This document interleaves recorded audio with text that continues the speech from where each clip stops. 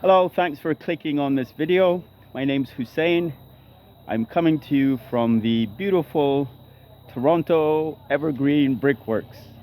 I am given to understand they do make bricks here, like actual bricks. Anyway, there's a kiln and things like this. But moreover, like it's a nice sunny day, Sunday, and beautiful scenery, algae-filled pond and like walkways and a lot of nature stuff. And in back of here, basically there's trails and all this kind of stuff. And we're literally like just a few minutes from downtown. I come out, helicopter, eh? Or there's an airplane ahead. Helicopter. So I come out biking every day. This has been part of my daily routine over the last couple of weeks. And part of what I wanted to talk to you about today, Mr. Beast says that you should immediately deliver the promise of your YouTube video title immediately, right? So I've already missed the mark. It's been a minute. I have a tendency to ramble, and I have a tendency to make long-winded videos that nobody listens to. If you actually take a look at this channel, it's relatively new. I have like 47 views on my most popular video. It's only been a few weeks, but this is nothing. I've had in the past literally a couple of thousand views in like a day. Of course, then it just stays there and the algorithm moves on. The algorithm and the attention of the mass public moves on to other things. What I did want to talk to you about today is I talk a lot and I ramble a lot, and I've for years been making these videos and wanting to gain an audience or get my message out there, or the usual like wannabe influencer type nonsense. And so for me, the access to YouTube stardom seems to be crossed out. And of course, then it's a process of what do I not have that, like obviously the Alex Beckers and the Ty Lopez and Gary Vaynerchuk type characters of the world have. I'm just assuming, like, for some reason that I put people off, and I think I do this. Like, I've had friends tell me, well, my first impression of you was horrible. And then we become best friends. So I'm hoping you'll bear with me. It's now like 2.5 minutes. I wanted to talk to you, give you like essential lodestones, okay, vis-a-vis addiction, getting high, and then the why, right? Why do we get high? I talked about this in that last video, that favorite video, where I got 47 clicks, and I was very happy. Just like that video, it's a Sunday here, and Sunday is when I have my Narcotics Anonymous home meeting. And I'm just coming from there, and I got to tell you, the why and the ultimate in life, like I just turned 50 recently, and the ultimate goal of yours in life, oh young viewer, should be just to be happy and have a sense of well-being and meaning and purpose and things of this nature. It's like Friedrich Nietzsche said, like one of my favorite quotes, if you have a why, the what does not matter, right? If you have a why. So now life is full of problems, life is full of suffering, life is full of people meandering about the place. Some of these people are going to rub you the wrong way, you're going to rub many of these people the wrong way, self-discovery, all these kinds of things, right? So the fundamentals of this thing are as follows. Like, the goal should be a sense of well-being. The goal should be a sense of, I feel happy about myself and about my life, right? And the keys to this are having some productive kind of thing going on, productive, meaningful activity. These would be the two stepping stones, I'd say, that if you're starting out, you need to focus on. And you need to have faith that no matter how bad you're feeling and how bad it is, how strung out you are, right? How bad your life is, what a catastrophe, like your relationships are and your finances and work and all this nonsense that comprises your life. No matter how bad it is, there is a promised land. And again, I just come from this meeting and there's people there that are happy, they radiate confidence, they exude goodwill, and they're just happy people. And I said, like, when I shared, like in the meeting, I just said thank you. And I just want to express my gratitude because I'm getting it, right? I've got to say that I'm at a place right now where I've never been happier in life. I'm very happy. Anyway, I wanted to show you this little sign here, like I'm into this kind of thing. So now the Don Valley Brickworks Park, we're right here. And you can see there's like boo-goo trails. Like this is like miles and miles of trails. And we're literally just like a 10-minute bike ride from downtown, like a 5-minute car ride. And this place, the Brickworks, you got to be careful filming in public, because like especially in a city like Toronto, there's a lot of very protocol driven proper people, and they mind this kind of thing. I try to be polite and personable and these kinds of things, but some people are just very wary of the privacy thing. Myself, I don't give two hoots. I mean, my whole thing is, it's something my mom used to say: if you don't have anything to hide, you're not worried about privacy, right? Like transparency should be more the thing. Like, what have you got to hide? Like, no one's bringing a camera into your bedroom or bathroom, or into your house for that matter, right? If you're out in public. Anyway, I'm rambling a bit. So now the goal is to be happy and to feel meaningful, and to be happy and have a sense of well-being and a sense of meaning. And again, Friedrich Nietzsche said, if you have a why, the what doesn't matter. So this place, the Brickworks, it kind of resonates, and it has like, there's some good associations here, because exactly 15 years ago, in fact, was when I was last here, and I was working for Oracle Corporation. Larry Ellison, Uncle Larry, aka Larry Ellison, aka Uncle Larry, I think he's like something now. He's like a CTO or CFO. He's no longer CEO. I thought he was the CEO. He was the longest standing CEO of Silicon Valley for a while, right? And he was recently in the news. Larry Ellison of Oracle Corporation, his net worth jumped to $393 billion, right? So Elon Musk, another guy who I hero worship for a long time, like many of y'all, and it's like right now I'm wondering where my loyalties lie in that regard.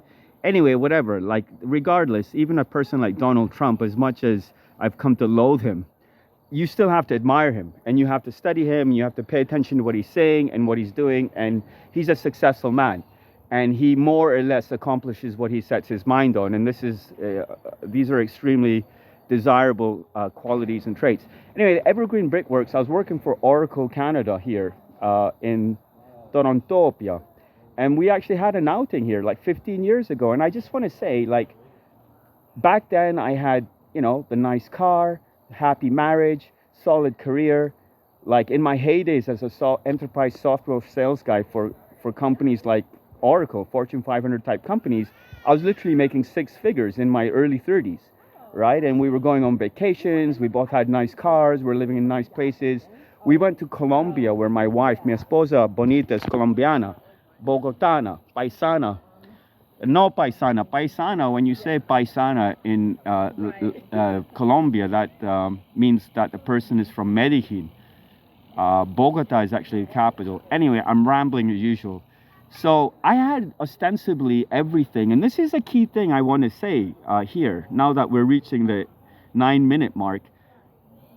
Everything worthwhile is on the inside, as long as you're healthy, more or less, and as long as you have your basic needs taken care of.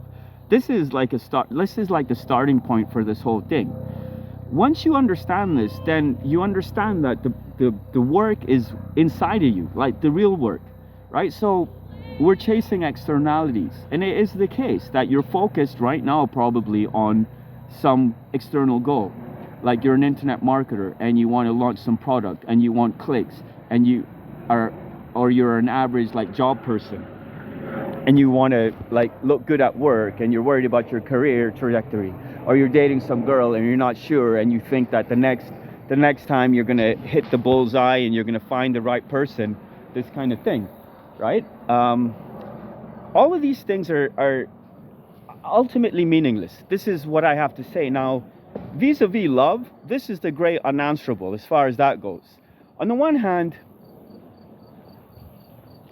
I got to report to you, as a Shia Muslim who follows the family of Prophet Muhammad, peace be upon him, and his family, although my wife's a Christian, which pretty much makes me a Christian, hello, Imam Ali, peace be upon him, who was the successor to Prophet Muhammad, the spiritual successor, right? Like the the Shia Muslims, we follow Imam Ali and the family of Muhammad. And the Sunnis, they elected their own so-called caliph or leader. And those guys, as far as we're concerned, they were just political leaders, secular leaders. They didn't have divine authority and so on and so forth.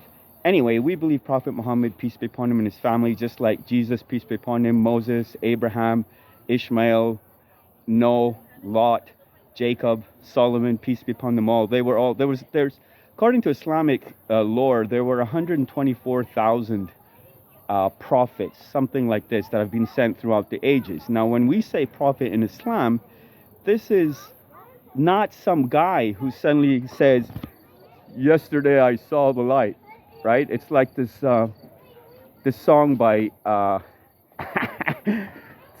Suicidal Tendencies, Send Me Your Money. And this, like, the guy's like, I was in prayer contemplation last night and I was blinded by a shining white light. He gave me a message and you all need to hear it. And the message is, send me your money. It's interesting that Metallica has a song about Christian evangelists, like these guys like who beat the bushes and basically build multi-million-dollar churches and mansions, and they got Rolls Royces, and they wear diamond cufflinks, and they've got like $70,000 Rolexes. Like, what kind of religion is that? Anyway, side note of a side note. Now, Imam Ali, peace be upon him, reportedly said, I believe I read this, and it still comes back to me from time to time, and it's like, wow, like, did I actually read this, or was it not the case, or did I miss something here? Basically, he said love. I suppose there's different words for love in Arabic, right? So there's the love, which is a dutiful love that you owe the family of Muhammad. This is our faith. Like, you should love the family of Muhammad just like Christians should love Christ, peace be upon him. And you should seek to identify with them and their virtues, things of this nature. You should love God, these kinds of things. But then you have this notion of romantic love, right? And a scholar famously said that the Quran has dismissed the notion of romantic love by not talking about it. The only time it's mentioned is in the chapter of Joseph, peace be upon him.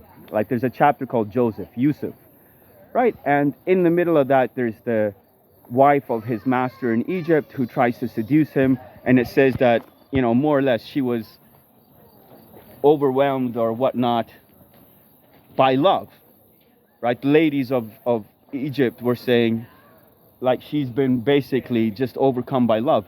Now, I didn't want to start talking about love, but all I'm trying to say is Imam Ali said it's the greatest delusion, and all I wanted to say is all of these things that we fixate on, love, money, okay, what else?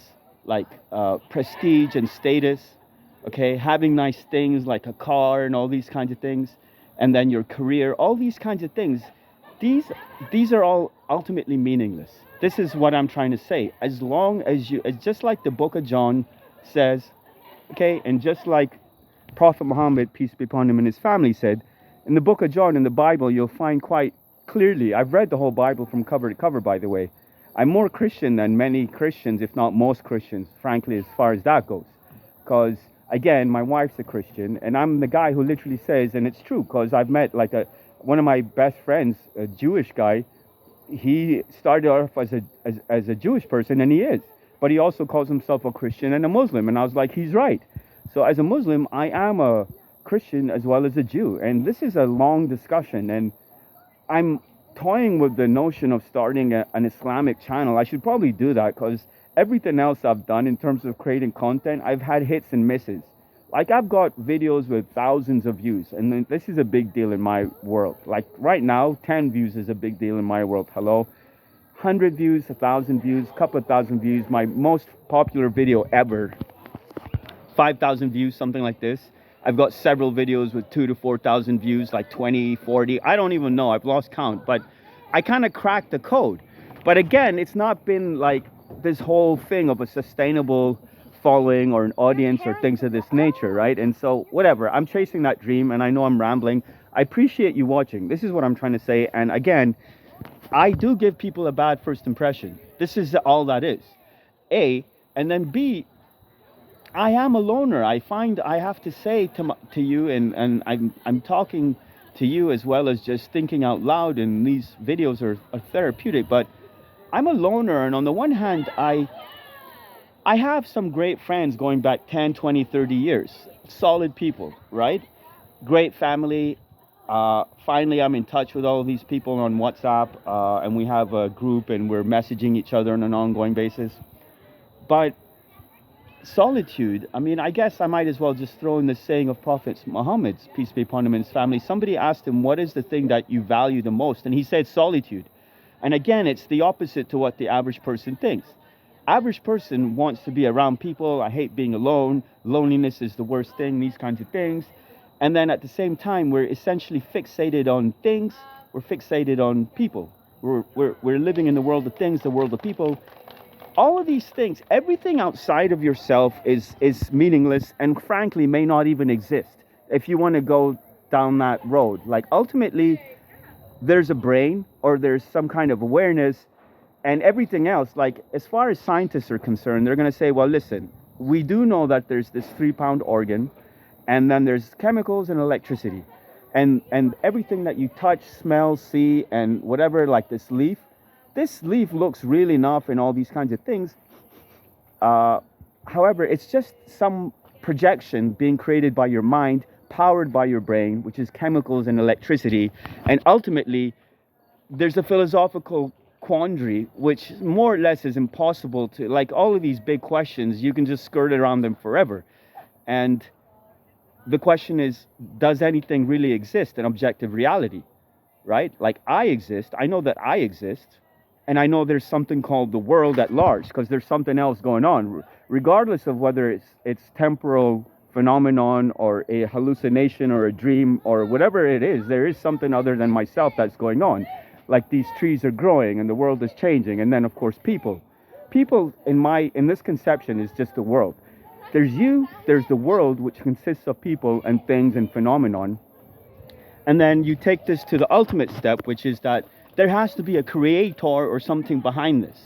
Now, atheist people, I have several, if not many, atheist friends, and I highly admire them. In fact, if you were to ask me what group of people do you admire the most, that you would attach a label to, it would be this group of people who say that we are not a group that should be labeled. We're just a bunch of people that don't believe in things. Atheist means that we don't have any of these beliefs. Things are what they are. We don't quite know what they are, and we may never quite grasp fully what they are. And then the only way forward is based on reason and things like this. And frankly, this is exactly the Islamic conception as well. Like, this whole notion of, you must believe even though it's contrary to your reason. This is all nonsense. And I am feeling I should start a YouTube channel about Islam, but then I'm thinking maybe I should just start a playlist on this channel. I should probably just start a playlist on this channel, right? Why am I going to put all this time and effort, which is like 15 minutes, into starting a new YouTube channel, get a profile picture set up and all the info, and then you create a background cover, things of this nature. Anyway, I'm rambling and going around and round. Everything outside of yourself is an externality. Externalities are ultimately meaningless as long as per, again, the book of St. John, peace be upon him, and Prophet Muhammad, of course, Islam being Christianity, being Judaism, they're all the same things.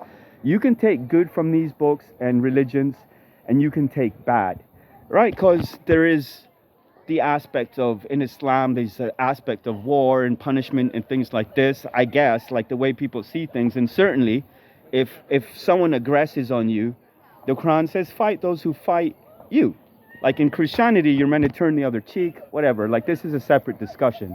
And I'll probably get into this. I'm looking forward to, I suppose, starting a new playlist about Islam, and maybe that will resonate with more folks. Anyway, I like sharing these thoughts. Maybe some kid in 2052 will come across this video and say, that's pretty cool. I just want to go over what I've been saying here. Again, your goal, now that I've reached middle age, I can comfortably and safely tell you, your goal should be to be happy, have a sense of well-being, have a sense of peace and meaning. Once you achieve this thing, you will understand that there's nothing else matters, right? It's like I used to say, and I guess it holds true. If you are happy, nothing else matters. If you're not happy, nothing else matters, right? Exactly, right? So happiness is the be all end all. Of course, there's more to it. There's always more to it. Because beyond happiness, you have meaning, right? So going back to Friedrich Nietzsche, if you have a why, the what doesn't matter. What this means is life is full of problems, life is full of issues. Prophet Muhammad said that there's no stability in life. Never. Like, there is no happily ever after. There's only the the the the day that you're in and the possibility of a tomorrow, this kind of thing. As far as that goes, like, today is the most important day of your life. Today is the only day you have. Today is the day that you were given, right? And in a sense, the way I've been thinking about this is you got to understand that you could have died before today. This has been a key realization for me in my thought process, and it helps create this feeling of like the sacredness of the now. The sacredness of the now. I've talked about this in a couple of these videos, right? So it's like, if you're thinking about how bad something is, then just keep thinking along those lines and ask yourself how much worse it could have been, right? And if you just do that, instead of feeling bitter, you'll feel grateful. So let's say you're not making as much money as the next guy or whatever, your brother or whatever, right? Just remember then that it could have been that you were broke or bankrupt or whatever, or you can't run as fast as some other dude. Just remember that you've got legs and things like this. Try and do what Seneca said. Seneca, the philosopher, said that you should start your day meditating on all of those things that could have gone wrong, which did not happen, right? Like, the first thing I do in the morning is pray and meditate for like an hour. I've started doing this. It's actually, I've been doing this for a long time now. It's been at least a year, 18 months that I've been doing this. So as long as you focus on things that you want that you don't have, this is like the main trap. This is why you suffer. If you're out here in the West and you have your basic needs provided for, like St. John said in his book, Peace Be Upon Him, and like Prophet Muhammad said. Prophet Muhammad put it like this. So with St. John, it's like, again, if you have food and you have shelter, that's it. Like, you, and nothing else, like, it's not even important. And with Jesus, peace be upon him, like, you didn't have, like, nothing. Like, the Son of Man doesn't, like, a fox has a hole, a bird has a nest, the Son of Man doesn't have anything. Even Imam Ali, peace be upon him, used to give lectures about Jesus Christ, peace be upon him, saying that the earth was his bed, a rock was his pillow, the sky was his blanket. He was like an ultimate ascetic. And Imam Ali, peace be upon him, said he didn't even have a wife to distract him from worshiping God and things of this nature. Anyway, Prophet Muhammad said it like this: a person that wakes up and starts their day and they have everything that they need for that day, all the, like, everything, like these things that we take for granted, like clothes and food and like water and whatever, like your essential requirements of life, shelter, hot water, and electricity. We like live like kings, frankly, when you get into it. But if you have all of these things as well as your health, so you have your health and your basic essentials, the rest is on you, dear Westerner, right? So your suffering is self-created and your problems are self-created, and it all starts with your mind, and it all starts with this ego-based thinking of yours. I made a great video, just the last one on this channel, in fact, and I hope it gets more views, because it's basically the message, talking about Mike Bayer's book, One Decision, that the only thing you should be fixated on is representing or channeling your higher self, your best self, as that were. He's got a best-selling New York Times best-selling book, a set of books. Like, there's a book called One Decision, there's a book called Your Best Self. So your one decision is to be your best self. I encourage you to click back and take a look at this video, because if you do that, if you follow the advice in that last video, the rest of everything, like all these self-help talks and everything else, just takes care of itself. Life, the universe, and everything. Because frankly, the only thing that you can actually do is you have a choice of you, right? And you have a choice to either channel your day-to-day cynical, negative, depressed, angry, fearful, greedy, this lower self is what creates these negative emotions. Or you can channel your higher self and then get into that whole mysterious and beautiful journey of who am I? Who you are is some guy or girl who's happy and just enjoys and appreciates life. Like when you reach a certain age, you realize again that just being happy. So again, like these meetings, and I come from this meeting and this whole thing about recovery. The whole thing about recovery is more or less to recover your inner child and to recover your happiness. And so again, the basics. Your goal should be happiness and well-being. Not a car, not a job, not some girl or guy, not money, not like if you are getting evicted or you have some health emergency or some catastrophic event in your life, of course you must attend to that, and everything else is null and void, and you need to take care of that. They actually said, I heard this great line. You hear these great lines in these meetings. There's people there that have been going for like 5, 10, 15, 20, 30, 40 years. And they are amazing people. And that was my share in the meeting. I was like, yo, I'm very grateful to be coming here. I just want to say thank you. Like these guys, and they're exuding happiness. They're exuding well-being. They're just like happy people with great energy, and you just like staring at them and shaking their hand and like smiling and listening to them talk and do their thing. They're really exemplary people, and this is what your goal should be. So that's A. B is that the way to stay happy and have a meaningful life is to stay productive and use your time meaningfully, right? So this will be a future discussion in terms of time and money. These are two huge things that you need to attend to, and if you take care of these things, then everything else as well falls into place from a material perspective. So you stay busy and productive and happy and keep hunkering down and getting on with it, nose to the grind, day in, day out, till the day you die, quite frankly. There's no putting up your cape. There's no resting on your laurels. Okay, there's no taking it easy and saying, hey, I've fought all my battles and now I'm going to rest. There's no rest for the wicked or the good. There's this world, and it's coming at you, and it's going to keep coming at you day by day until the day you die. You're going to have catastrophic events in your 50s, 60s, 70s, 80s, 90s. Here's the good news or the bad news or the news or the thing is that ultimately, if you're lucky, if you're very lucky, I don't know how you'd like it to be. If you're very lucky, you're going to be 93, hobbling around on a cane, and you won't have a chronic terminal disease. You won't have chronic pains. You won't be like immobile and bedridden or in a wheelchair. You won't be dependent on others who may or may not love you and take care of you and may or may not abuse you. This is where you're headed as a human, frankly. This is the thing that scares the daylights out of me and literally wakes me up at night. Like, if you are lucky, you're going to get to this place. Otherwise, you're going to die like before that, and you're going to be broke and depressed and alone and abandoned and all these unhappy things. So that's what that is. So it's a sobering thought.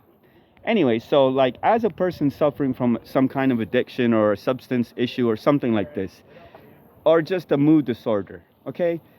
No matter how bad it is, there is a promised land. This is the thing. You must understand this is the case. No matter how much you've failed, no matter how much you've suffered, no matter how stupid and ignorant you think you are, or how much emotional pain you've been through or are going through, or how many years it's been, all these things, it doesn't matter. Like, I'm not saying it can change tomorrow, although it can. You can have an instantaneous epiphany. Like, just reference my last video on this channel. Hello. So you have to believe that there is a possibility of happiness, peace, and well-being, and that is your goal. And I was here 10 years ago with Oracle, and we were volunteering here, and they gave us shirts, and I had a happy marriage, making lots of money, nice car, nice house, nice vacations. But compared to right now, where like I just got released from jail. Just see the first video on this channel. I just got released from jail and I'm starting from scratch. The usual, my landlord threw everything out. My wife, I have a no contact order against, all these kinds of things. And I've never been happier. Why? Because I'm busy and I'm productive and I've been doing it, all the things that I've been talking to you about in these videos. I appreciate you watching. I'm going to cut it off at the half-hour mark here. I'd love to hear from you. Please like, subscribe, these kinds of silly things. Send me some comments and take care of yourself and just focus on being the best you and focus on being a happy person.